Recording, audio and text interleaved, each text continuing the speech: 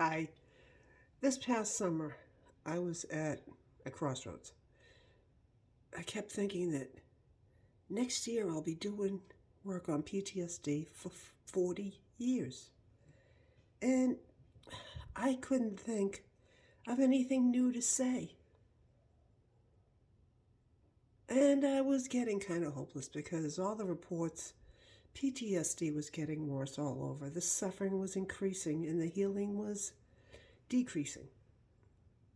All too often, when someone hears PTSD, all they think about is veterans and what veterans go through after serving. The problem with that is the rest of us, the rest of the survivors, are left out of the conversation. Yes, it's true. We only know about what trauma does to humans because of the research done on Vietnam veterans. They're the ones that push for the funding and the research on what trauma did to them. And that's how we ended up with crisis intervention teams, trauma specialists, and all the resources that are available to the rest of us. If all we talk about is veterans, and we never talk about the rest of us, that actually limits the healing veterans are able to have. And it perpetuates the stigma that they have on their shoulders. There are firefighters and police officers, emergency responders, doctors, nurses, members of the clergy. And they get PTSD too. The only way to get rid of the stigma is to tell the truth and to let everybody know we're only human and we survive things most people don't. And sometimes there's a price to pay for that. And it comes back in memories. It comes back in nightmares, flashbacks, mood swings, anxiety, paranoia. It all comes into us. And the only way to free us is to let all those bad emotions go so new ones, better ones, happier ones can come back in again. Sometimes we do drugs or drink so that we don't feel bad anymore. We don't think we deserve to feel bad, and we don't want to feel it. Unfortunately, all too often, we also use drugs or alcohol because we also don't believe we should feel happy about anything. But there's a better world out there. There's a better way of healing and being happier and thriving. I know, because I survived over 10 events myself. Now,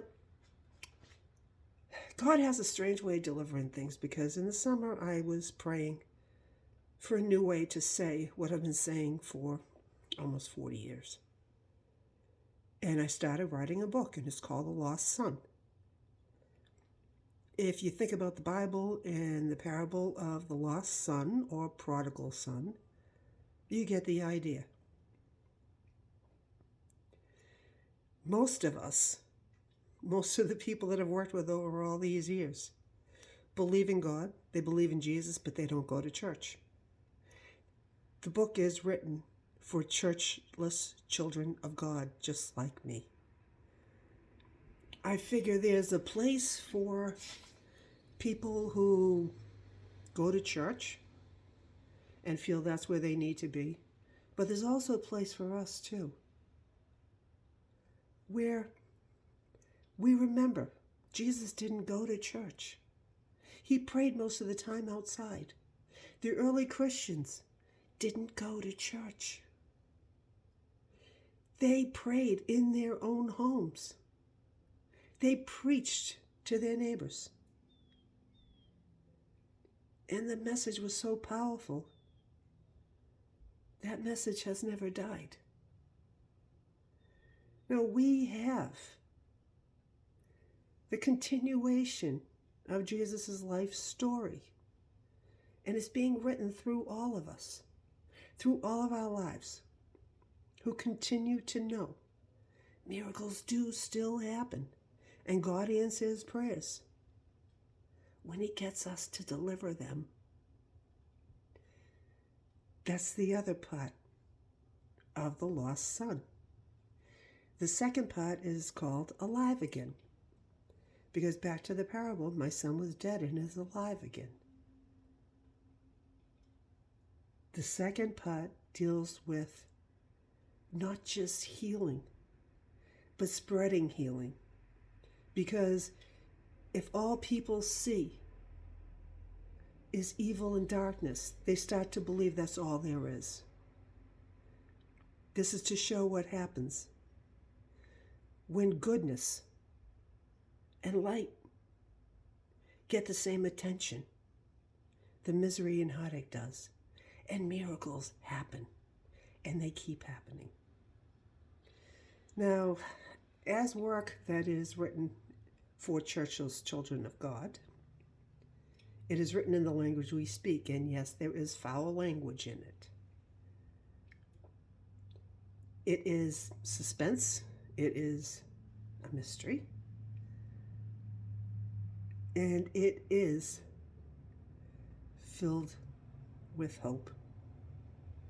And I really hope that you not only see PTSD in a different way, but you also see God in a much different way and know that healing and happiness is possible